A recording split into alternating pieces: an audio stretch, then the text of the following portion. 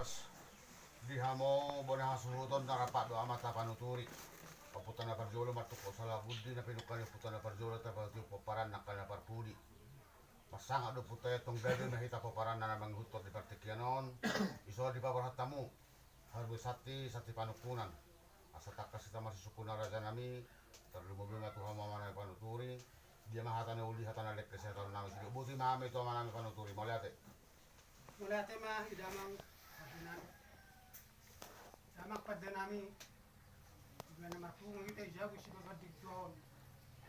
ada bona suhu tamak padanami ipuk kasi bagat dikton padanami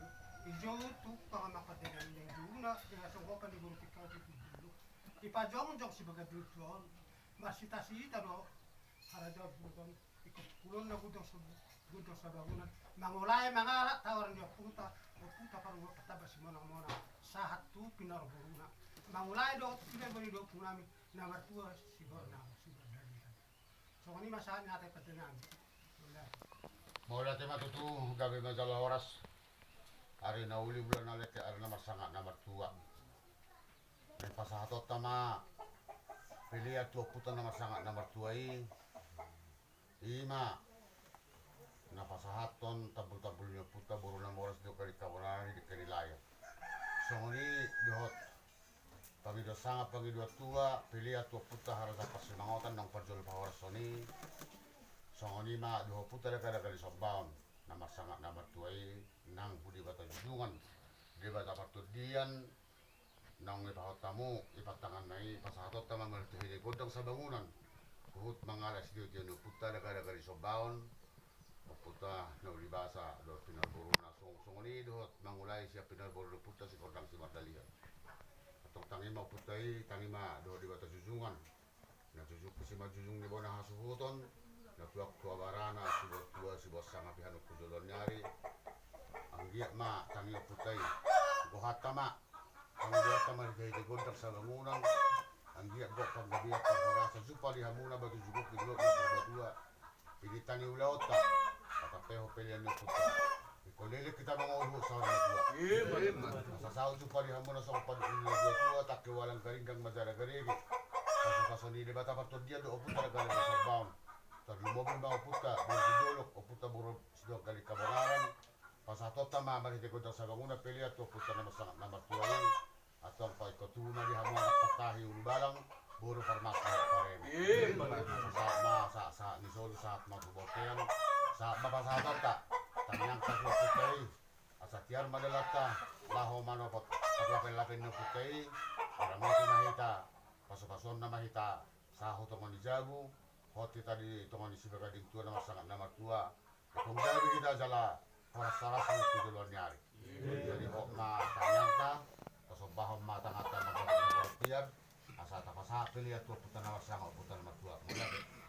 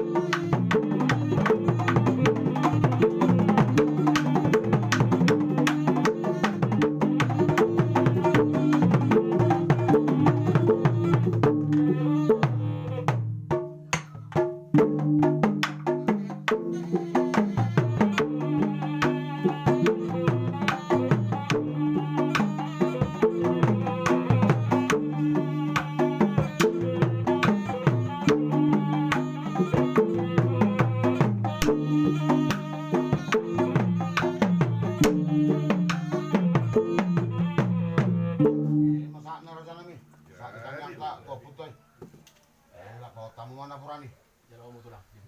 Jalan mana berani kalau kamu nak pergi kita